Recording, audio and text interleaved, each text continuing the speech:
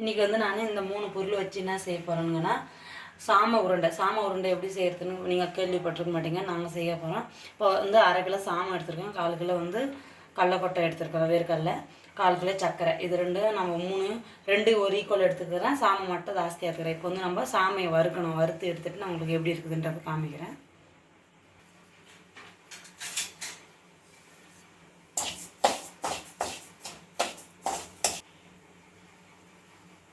இங்கே பாருங்கள், நம்ம வந்து இது ஃபாஸ்ட்டில் வைக்கக்கூடாது, சிம்மில் வைக்கணும். சிம்மில் வச்சு ஒரு 2 நிமிஷம் இதை வறுக்கணும். அது 2 நிமிஷம் வறுத்தா அது வாசனை வரும் நம்மளுக்கு கமகமான, அந்த அளவுக்கு சரியாகிடும். நம்ம இது வந்து சிம்மில் வச்சு 2 நிமிஷம் நம்ம வறுக்கலாம். வறுத்துட்டு எப்படி இருக்குதுன்றது நான் உங்களுக்கு காமிக்கிறேன்.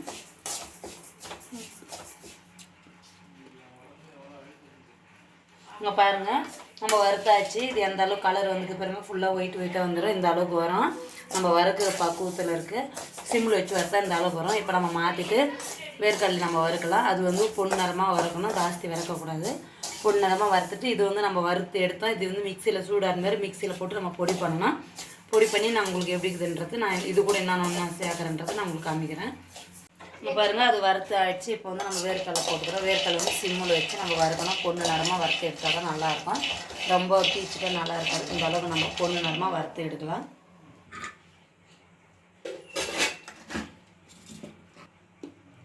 இங்கே பாருங்கள், சூடு ஆறிடுச்சு. இப்போ நான் வந்து மிக்சியில் போட்டுக்கிறேன். இது மிக்சியில் போட்டு நம்ம மிக்சியில் அடிக்கிறேன். எப்படி இருக்குதுன்றது நான் உங்களுக்கு காமிக்கிறேன் அடிச்சுட்டு. இங்கே பாருங்கள், நம்ம அரைச்சாச்சு. இப்போ நம்ம ஓப்பன் பண்ணி பார்க்கலாம். ஓப்பன் பண்ணி ஆச்சு, எப்படி இருக்குதுன்றது பாருங்கள். இந்த அளவுக்கு நம்ம நைஸ் பண்ணிடணும். அப்போ தான் வந்து நல்லாயிருக்கும்.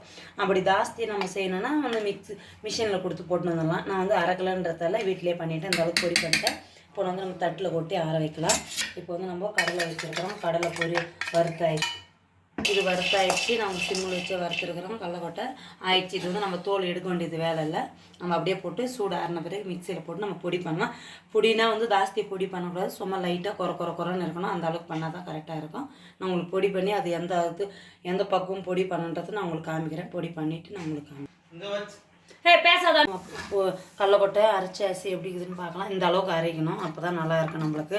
ஏன்னா அது வந்து நம்ம பொடி பண்ணிக்கிறோம். அதுக்காக வந்து இந்தமாரி பண்ணால் நல்லா இருக்கிறதுக்காக இந்த அளவுக்கு பண்ணியிருக்கிறோம். இதேமாரி நீங்கள் பண்ணிக்கோங்க. இப்போ வந்து இது முடிஞ்சிடுச்சு. இதுதான் சூடாயிடுச்சு. நான் வந்து டீ கிளாஸில் 1 கிளாஸு தண்ணி ஊற்றுறேன். 1/4 கிலோ சர்க்கரைக்கு 1 கிளாஸ் தண்ணி. இந்த தண்ணி வந்து நல்லா கொதிக்கணும். நல்லா கொதிச்ச பிறகு நம்ம ஒரு 3 ஏலக்காய் தட்டி போட்டுடலாம். நல்லா கொதிக்குது. இப்போ நான் வந்து 3 ஏலக்காய் தோல் மட்டும் பிச்சு போட்டுடுறேன்.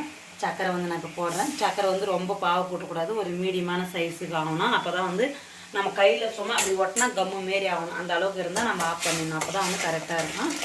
ஜாஸ்தி பாவு எடுத்துட்டா நம்ம லட்டு செஞ்சால் வந்து ஹார்டாக தெரியும், சாப்பிட்டு வராது. அதுக்காக இது வந்து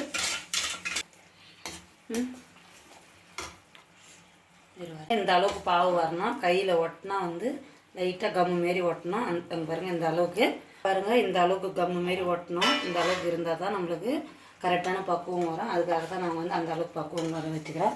இப்போ வந்து நம்ம பொடி பண்ணி வச்சுக்கிறது போடலாம். கொஞ்சமாக போடணும். ஜாஸ்தியாக போட்டாலும் கட்டி முட்டியமாக ஆகும். இந்த அளவுக்கு நம்ம போடணும். போட்டுட்டு ஒரு சிம்மில் வச்சு ஒரு அளவான அளவுக்கு வந்து நம்ம இது கிண்டணும். இது கட்டி முட்டி ஆகாத மாரி இந்த அளவுக்கு பண்ணிட்டா கரெக்டாக வரும் நம்மளுக்கு. பாருங்கள், நம்ம இந்த அளவுக்கு பண்ணியிருக்க மாதிரி இந்த அளவுக்கு கட்டி முட்டி இல்லாமல் இந்த அளவுக்கு கரெக்டாக இருக்கணும். அப்போ தான் வந்து நம்ம வந்து தண்ணி வைக்கிற பக்குவம். இப்போ வந்து நான் கடலக்கொட்டை பொடி பண்ணி வச்சுருக்கிறேன். அது போட்டாச்சு.